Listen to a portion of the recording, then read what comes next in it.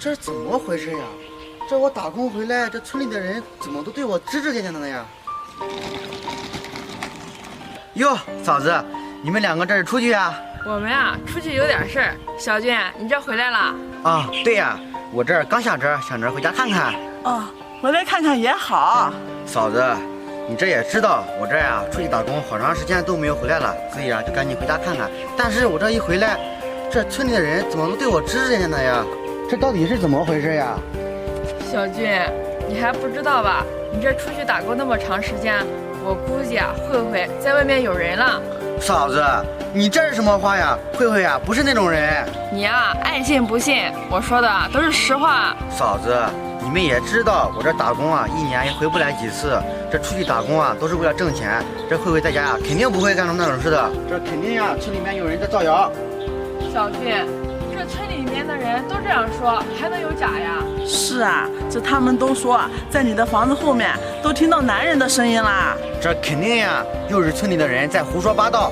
这小俊呀，不瞒你说，我也听见了。嫂子，你们说的是真的？小俊，这我们有必要骗你吗？行，我知道了，我先回家了。这个小俊呀，行啊，走吧走吧。走。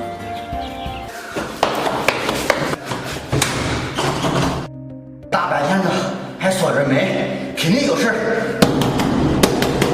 谁呀？来了来了！快开门！小俊，你怎么回来了？我说慧慧，你是怎么回事呀？这大白天的锁什么门啊？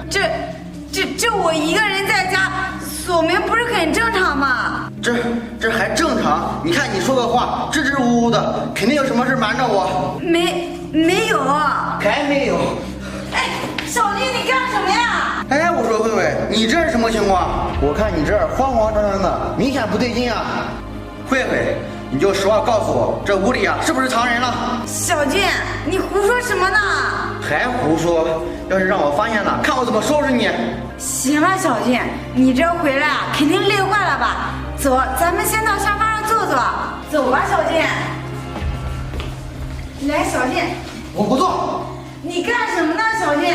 来，先坐着休息会儿。休息什么呀？我不累。小俊，你这一路上肯定饿了吧？要不然我先去给你做饭吧。吃饭？我现在还有心情吃饭吗？慧慧，你知道不知道？我刚一进村啊，咱们村的老妇女啊，都对我指指点点的。他们对你指指点点的，他们能说什么呀？你呀，先别管他们说什么，他们马上呀就要把我的脊梁骨都给我戳断了。我实话告诉你，慧慧，你要给我实话实说，我们呀还能好好谈。如果让我发现的话，看我怎么收拾你。小俊，你说什么呢？我从来都没有做过对不起你的事啊！做没做呀？你自己说了不算，我有眼睛，我自己会看。小俊，小俊，小俊，小俊，你找什么呢？你呀，别管那么多，让开！小俊，小俊，你想干什么呀？慧慧，我倒要问问你，你这是什么意思？我现在呀要进这个房间。这个房间你不能进。哼，你刚刚不是说家里有你自己吗？现在为什么不让我进这个房间？你老实告诉我，这个房间里面有没有人？没有。好啊，都到现在了还不承认是吧？小俊，你听我给你解释。解释？有什么好解释的？你呀，真是气死我了！小俊，你竟然敢打我！打你！我告诉你，慧慧，今天打你都是轻的，你呀，赶紧给我让开！我不让。不让是吧？不让。小俊，小军，你回来了。是啊，哥，我回来了。慧慧，这哥怎么在这儿呀？小军，慧慧，你们两个在吵什么呢？没事儿，哥，你先休息吧。小俊，咱们出去说。好好好，哥，你先休息吧。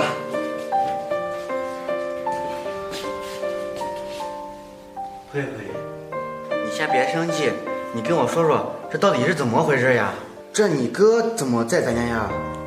小俊，我也不是有意要瞒你的，这我哥前一段时间不是在工地上上班吗？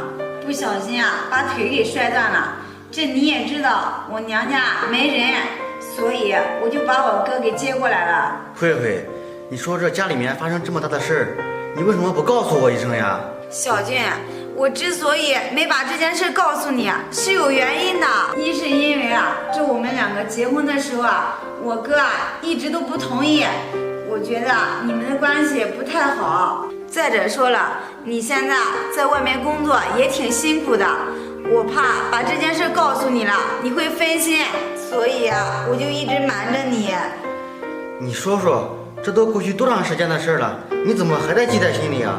你说咱们结婚的时候啊，哥不同意，那哥也不是为你考虑吗？这件事呀，我早就不放在心上了。你说说，这哥腿都摔断了，你怎么还不告诉我？这害得我呀，一回到家就误会你了。这我也没想到事情会发展成这样啊！这现在呀，整个村里的人都在误会你，还以为我出去打工啊，你在家做对不起我的事的呢。这件事啊，是我做的不对，是我不好。可是小俊，你也不能听村里面的风言风语啊！这嘴啊，长在别人身上，人家爱怎么说怎么说呗。这咱们呀，问心无愧就好了。慧慧，你说的对，这呀都是我不好，我不应该轻信别人。慧慧，你也知道我这个人啊，小心眼儿，而且啊还多疑。这我一刚回来，听村里的人这样议论呀，我那样对你啊也是一时冲动了，对不起啊，慧慧，我还动手打了你。慧慧，打疼你了吗？没事儿，不疼。慧慧，你看你这平时在家都够辛苦了，还要照顾我们哥，我这一回来呀，不分青红皂白的就打了你一巴掌。现在别提我心里有多自责了。